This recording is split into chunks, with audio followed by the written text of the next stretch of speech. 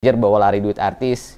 Terus ada juga artis yang nggak bayar fee manager, itu ada juga sebenarnya. Tapi yang lebih heboh mungkin artis yang dibawa kabur duit sama manajer. Tapi sebenarnya fee manager yang dibayar sama artis juga ada. Jadi untuk menghindari hal tersebut, kalian bikinlah. Terus berapa sih gaji seorang manajer artis?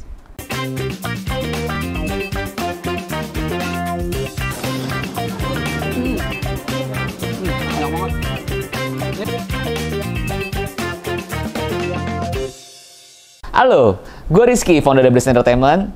Seperti biasa di monolog kali ini gue akan membahas seputar dunia di belakang layar entertainment Indonesia. Dan kali ini tema yang akan gue bahas adalah seputar apa itu manajer artis, bagaimana job desk-nya, dan bagaimana memilih manajer artis yang benar, dan bagaimana cara agar tidak terjadi konflik antara artis dan manajer. Oke, akan gue rinci semua di sini ya. Jadi buat kalian, para yang mau menjadi artis, atau para manajer artis, kita bisa saling mendengarkan konten kita dan bisa saling komen di bawah. Nanti mungkin kalau bisa ada yang bertanya bisa gue balas di kolom komentar. Oke, seperti konten-konten gue sebelumnya, seperti kalian tahu, gue punya podcast di belakang layar. Di situ gue banyak berkolaborasi dengan para manajer artis yang udah pernah datang untuk jadi bintang tamu gue. Mungkin kalian udah pernah nonton sebelumnya. Dan di sini gue akan ngasih gambaran secara umum ya. Apa sih itu manajer artis? Seperti yang kalian tahu, manajer artis mungkin selama ini kalian juga mungkin ada yang belum tahu juga. Kalian mungkin sama nggak sih antara manajer artis, road manager artis, atau asisten artis? Itu ada 3 pekerjaan yang berbeda. Jadi, manajer artis adalah suatu pekerjaan di mana kita memanage artis kita, mengatur schedule, membuat strategi, melakukan dealing, negosiasi, kontrak, dan lain-lain. Itu adalah pekerjaan manajer artis, di mana adalah hubungan kita langsung dengan si artis tersebut. Kita adalah yang utama di situ. Terus ada juga yang namanya di bawah manajer artis, ada namanya road manager artis, di mana itu adalah road manager artis yang namanya seperti namanya road ya. Road kan jalan tuh berarti yang bertanggung jawab di lapangan terhadap si artis tersebut. Jadi misalnya ada yang harus bernegosiasi dengan sutradara di lapangan, atau ada kendala di lapangan seperti apa yang harus agak berdebat dengan orang-orang di Astrada atau orang-orang di station setelah udah proses dealing dengan si manajer artis. Terus juga ada juga asisten artis. Kalau asisten artis lebih ke personal dari si artis tersebut. Jadi biasanya dia di-hire langsung oleh si artis tersebut untuk bertanggung jawab keperluan si artis. Misal baju, terus juga bisa jadi juga driver juga. Karena ada asisten artis yang bisa nyupir juga. Yang benar-benar selalu berdampingan dengan si artis tersebut. Dan biasanya dia di-hire oleh si artis tersebut ya. Oke, kira-kira di sini udah jelas ya antara pekerjaan manajer artis, road manager, dan juga asisten artis. Karena masih ada yang suka salah persepsi nih. Ada yang bilang itu manajer artis kok dia nggak selalu nemenin terus di lokasi, kok itu itu yang bawain tasnya itu namanya manajer artis ya. Itu beda, itu jadi beda pekerjaan ya antara 3 itu tadi. Oke, terus manajer artis itu sebenarnya ada sekolahnya nggak sih Kak?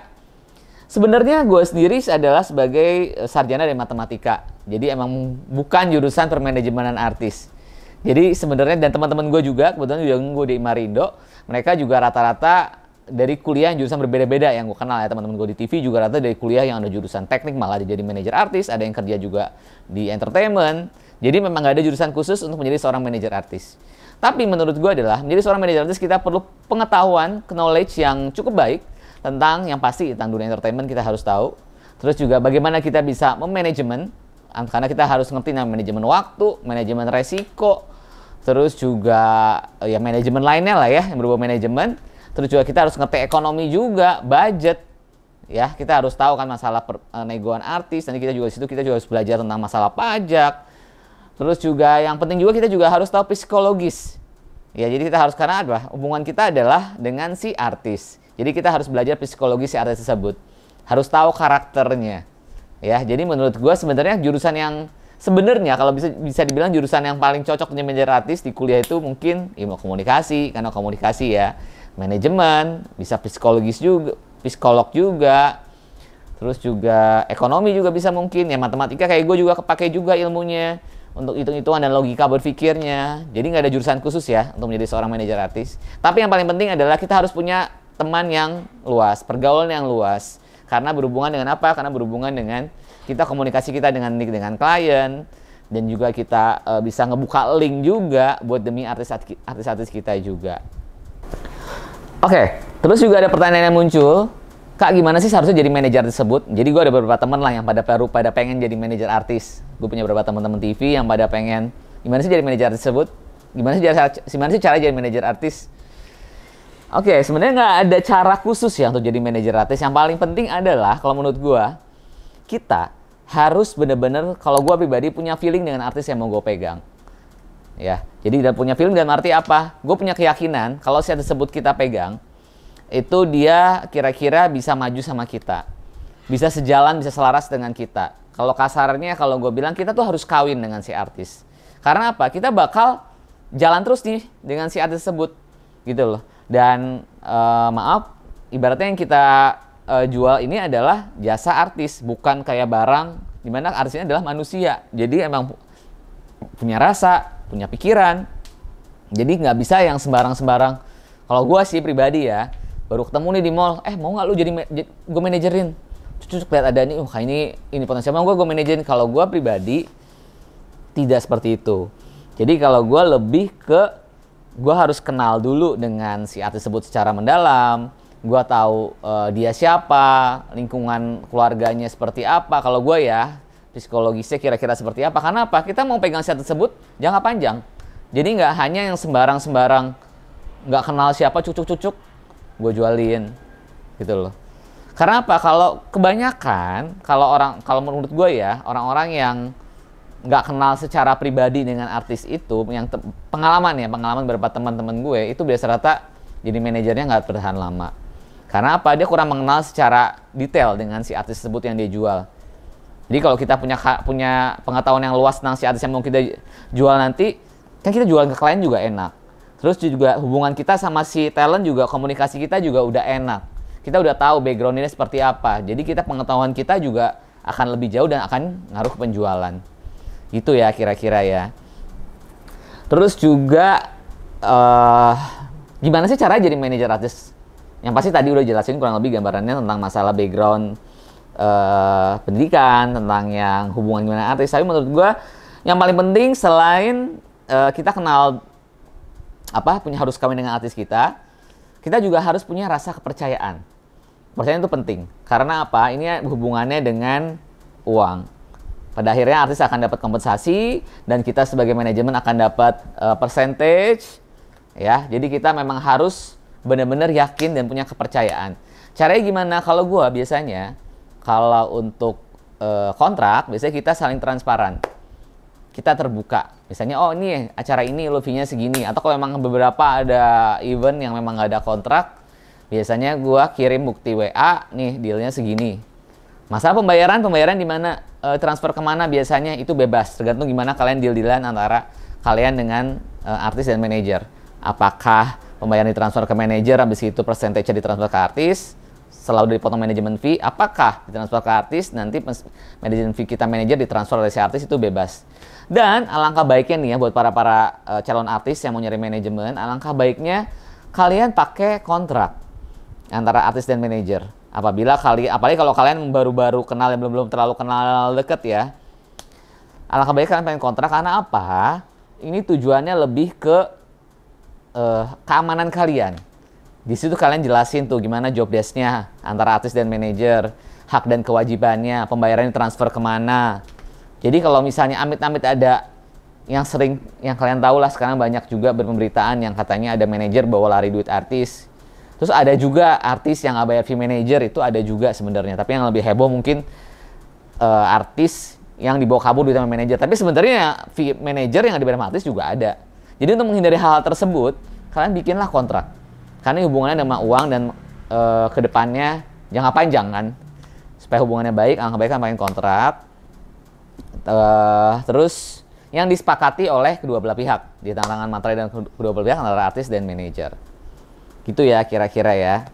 Terus juga sekarang gue juga sering nih dapat dapat komplain lah dari beberapa klien atau IO atau brand. Aduh, ini kayaknya banyak deh yang gue kontak manajernya, nih kayaknya manajernya kok kayak manajeran ya, manajernya kayak asisten yang kayak ntar ya gue tanya dulu sama si artisnya, ntar ya gini. Aduh, ini juga bingung, ntar ya gini. Alangkah baiknya kita sebagai manajer, kita harus yang namanya punya ketegasan. Terus juga kita juga nggak bisa yang kita decision maker. Jadi nggak bisa semuanya tuh bergantung dari si artis. Kita yang punya strategi. Jadi apa bedanya kalau kalian semuanya tergantung dari si artis itu? Apa bedanya antara manajer artis atau asisten artis? Mungkin itu lebih ke asisten artis kalau kalian manajer yang semuanya bergantung dengan si artis. Jadi dan sekarang juga banyak ya yang banyak manajer-manajeran, ada yang bilang klien ini kayak manajeran deh kak. Soalnya apa? Kayak nggak tahu apa-apa. Terus kayak segala-segalanya yang tadi bergantung dengan si artis. Karena sekarang seperti yang kita tahu banyak juga manajer yang kurang punya pemahaman tentang manajemen yang tadi seperti gue jelasin di awal.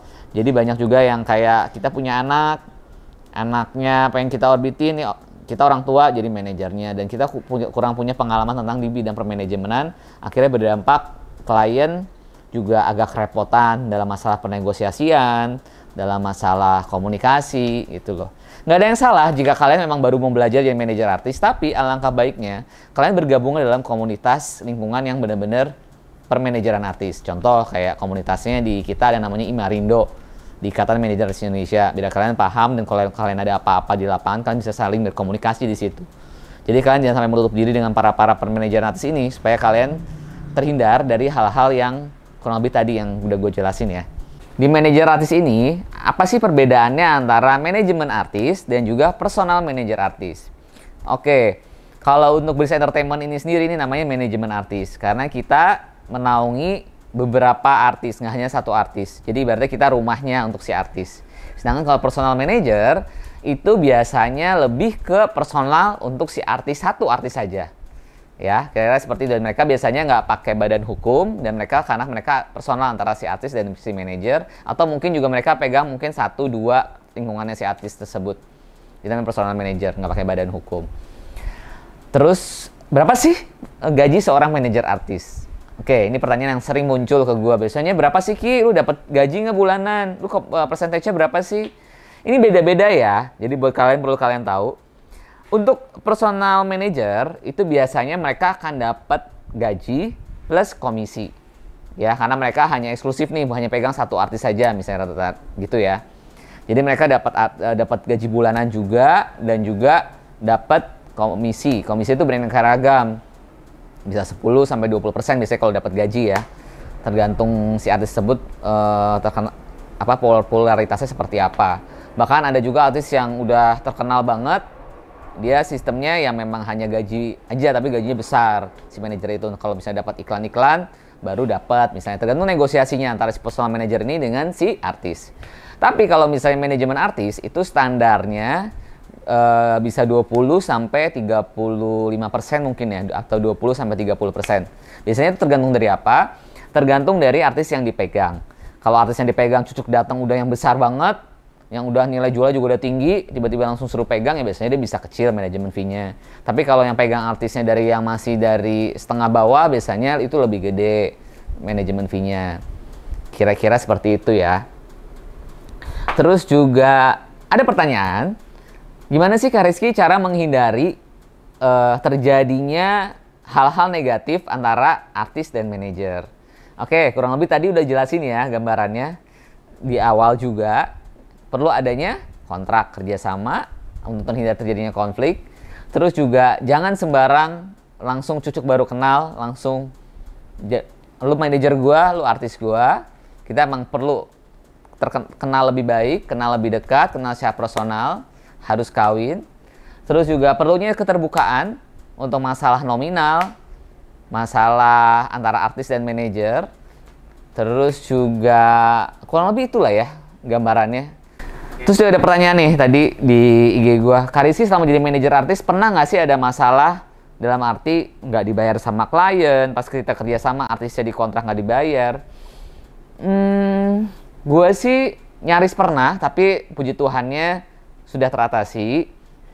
Waktu itu jadi gue juga pernah kerja sama dengan salah satu klien gue, kebetulan artis juga, jadi ngajak kerja sama dengan artis gue, dan nyaris kita udah pakai kontrak tuh, padahal udah pakai kontrak, udah pakai kayak termin pembayaran seperti apa, pas pembayaran keberapa pernah tuh nyaris nggak dibayar, dari perlu berdebat-debat kencang. Gimana cara mengatasinya? Akhirnya puji Tuhannya terbayar.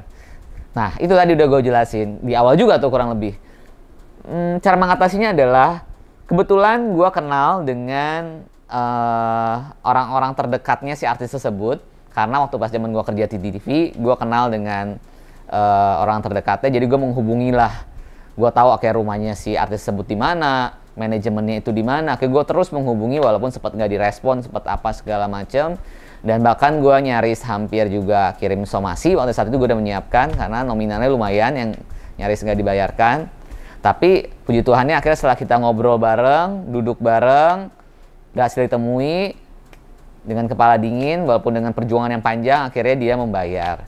Jadi itulah pentingnya kita menjalin komunikasi dan juga ngebuka link, ngebuka hubungan. Jadi kalau terjadi konflik-konfliknya seperti ini, salah satunya pembayaran ini yang nyaris nggak dibayar, kita bisa teratasi dengan kekeluargaan.